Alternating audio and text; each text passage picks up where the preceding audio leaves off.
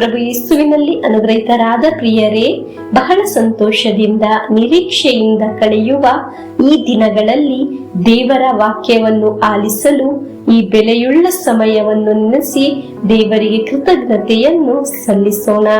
ಕಣ್ಣನ್ನು ಕಣ್ಣೀರಿನಿಂದ, ಕಾಲನ್ನು ಜಾರುವುದರಿಂದ, ಜೀವನವನ್ನು ಮರಣದಿಂದ ಕಾದು ಸಂರಕ್ಷಿಸಿದ ಆ ಒಳ್ಳೆಯ ದೇವರಿಗೆ ಕೃತಜ್ಞತೆಯನ್ನು ಸಲ್ಲಿಸೋಣ.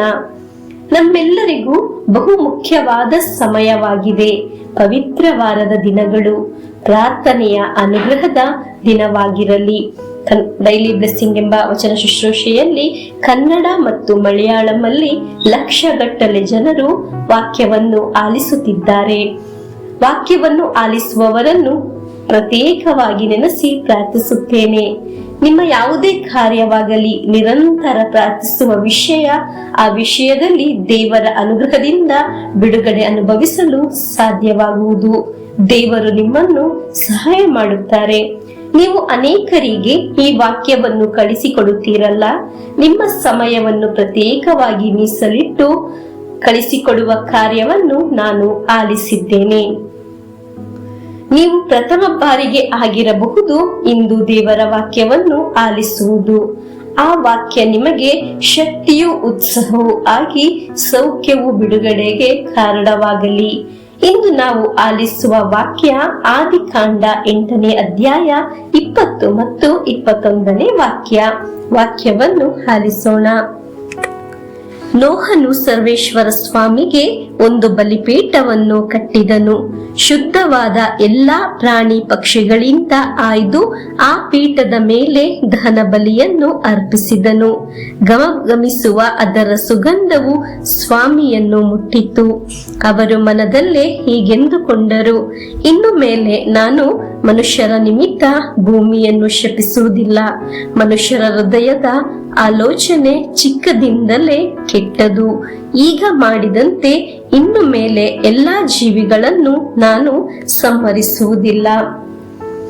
ಪ್ರಿಯರೇ, ಈ ದಿನಗಳಲ್ಲಿ ದೇವರ ವಾಕ್ಯವನ್ನು ವಿಶ್ವಾಸದಿಂದ ಸ್ವೀಕರಿಸಿ ಅದನ್ನು ಬರೆದು ಇಟ್ಟು ಕಲಿತು ಅದನ್ನು ಆಲಿಸಿ ವಿಶ್ವಾಸದಿಂದ ಪ್ರಾರ್ಥಿಸಿರಿ. ಜೀವನವನ್ನು ಆರಂಭಿಸುವ ಒಬ್ಬೊಬ್ಬರ ಜೀವನವನ್ನು ನೋಡಿ, ಕುಟುಂಬವನ್ನು ನೋಡಿ, ಇದಾಗಿದೆ ದೇವರು ನಮ್ಮೊಂದಿಗೆ ಹೇಳುವುದು. ನಿಮ್ಮ ಪ್ರಾರ್ಥನೆಯಲ್ಲಿ ದೇವರ ಒಂದು ಅನುಗ್ರಹ ಇದೆ. ನೋಹನು ಪ್ರಾರ್ಥಿಸಿದಾಗ ನೋಹನ ಪ್ರಾರ್ಥನೆ ದೇವರಿಗೆ ಮುಟ್ಟಿತ್ತು. ನನ್ನ ಕುಟುಂಬವನ್ನು ನೋಡಿ ದೇವರು ಅನುಗ್ರಹಿಸುವರು. ನನ್ನ ವರಮಾನ ಕಾರ್ಯವನ್ನು ದೇವರು ಅನುಗ್ರಹಿಸುತ್ತಾರೆ. ನಿನ್ನೆ ನಮ್ಮ ಮಕ್ಕಳಿಗಾಗಿ ಪ್ರಾರ್ಥಿಸಿದ 9ನೆಯ ದಿನವಾಗಿತ್ತು. ಅವರ ರಿಸಲ್ಟ್, ಭವಿಷ್ಯ, ಈ ವಿಷಯದಲ್ಲಿ ಎಲ್ಲ ದೇವರು ಅನುಗ್ರಹಿಸುತ್ತಾರೆ. ದೇವರ ಸನ್ನಿಧಿಯಲ್ಲಿ ನಾವು ಸಮರ್ಪಿಸಿದ ಪ್ರಾರ್ಥನೆಗಳು, ಆರಾಧನೆಗಳು ಎಲ್ಲ ದೇವರ ಸನ್ನಿಧಿಯಲ್ಲಿ ಬೆಲೆಯುಳ್ಳದಾಗಿದೆ. ನೋಹನು ಬಲಿಯರ್ಪಿಸಿದ್ದಾಗ ದೇವರು ಅದನ್ನು ನೋಡಿದರು. ಅದರ ಸುಗಂಧ ಸ್ವರ್ಗಕ್ಕೆ ತಲುಪಿತು. ಅದು ದೇವರ ಅನುಗ್ರಹಕ್ಕೆ ಕಾರಣವಾಯಿತು. ಹಲ್ಲೆಲೂಯಾ. ನಮ್ಮ ಪ್ರಾರ್ಥನೆಗೆ ದೇವರ ಅನುಗ್ರಹ ಉಂಟಾಗಲು, ದೇವರ ಕರುಣೆ ಉಂಟಾಗಲು ಪ್ರಾರ್ಥಿಸೋಣ. ಪ್ರಿಯರೇ, ನೋಹನ ಪ್ರಾರ್ಥನೆಯಲ್ಲಿ ದೇವರು ಹೇಗೆ ಅನುಗ್ರಹಿಸಿದರು ಎಂದು ಆದಿಕಾಂಡ 9ನೇ ಅಧ್ಯಾಯ 1ನೇ ವಾಕ್ಯದಲ್ಲಿ ಬರೆದಿದೆ. ವಾಕ್ಯವನ್ನು ಆಲಿಸೋಣ.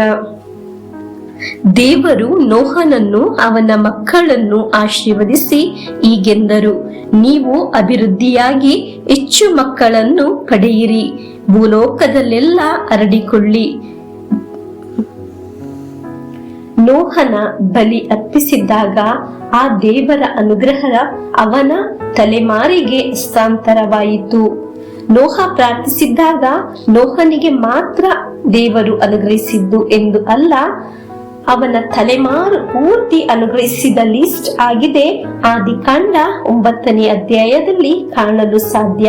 ಪ್ರಿಯರೇ, ಇಂದು ವಾಕ್ಯವನ್ನು ವಿಶ್ವಾಸದಿಂದ ಆಲಿಸುವುದು ನೀವು ಒಬ್ಬರು ಆಗಿರಬಹುದು, ಆದರೆ ನಿಮ್ಮ ಒಬ್ಬರ ಪ್ರಾರ್ಥನೆಯಿಂದ ನಿಮ್ಮ ಕುಟುಂಬಕ್ಕೆ ಪೂರ್ತಿ ಹರಡುವುದು ಒಂದು ದೇವರ ಅನುಗ್ರಹವಿದೆ.